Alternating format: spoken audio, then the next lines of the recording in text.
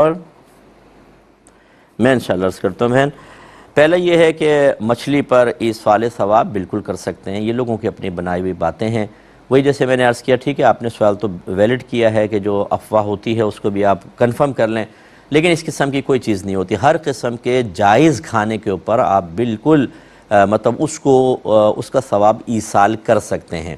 اس کے اوپر آپ قرآن وغیرہ پڑھ کر کچھ بھی آپ کریں۔ اور یہ میں پہلے ضمناً عرض کر دیتا ہوں، بعض لوگ نیاز کو منع کرتے ہیں کہ جی غیر اللہ کی نیاز نہیں ہونی چاہیے۔ ہمارا بیسک کانسیپٹ یہ ہے کہ کھانا صرف اللہ کے لیے بنے گا، ثواب بھی صرف اللہ دے گا۔ اس کھانے سے اللہ کا قرب ہی مقصود ہوتا ہے۔ یہ تین بنیاد چیزیں آپ ذہن میں رکھیں، کھانا صرف اللہ کے لیے پکے گا، ثواب صرف اللہ دے گا، اللہ کا قرب ہی مقصود ہو۔ ہم نے کھانا نہ کسی بزرگ کے لیے بنانا ہے، نہ وہ ثواب دیں گے، نہ ان کا قرب مقصود۔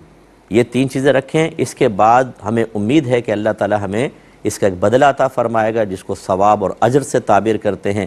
ہم دعا کرتے ہیں اللہ تعالیٰ فلاں کو بھی اس کا حصہ دار بنا دے۔ یہ ہے ایصال ثواب کا شرعی تصور، ٹھیک ہے؟ تو اس میں کوئی بری چیز نہیں ہے۔ اچھا، اب وہ کھانا سامنے کیوں رکھتے ہیں؟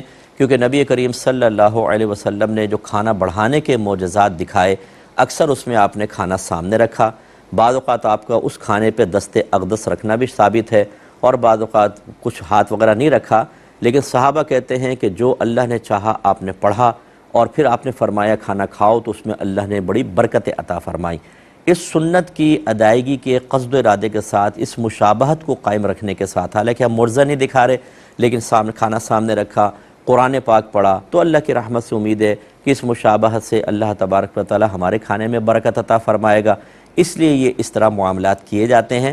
ہر چیز کو اچھی طرح سمجھ کے پھر اس کو اختیار کریں، اور جو آپ اختیار کر رہے ہیں اس کی دلیل آپ کو پتہ ہو، اس کی کامل معرفت آپ کو آنی چاہیے، اس پر وارد ہونے والے اعتراضات کے جوابات سیکھنے کا بھی آپ شعور حاصل کریں، تاکہ آپ بالکل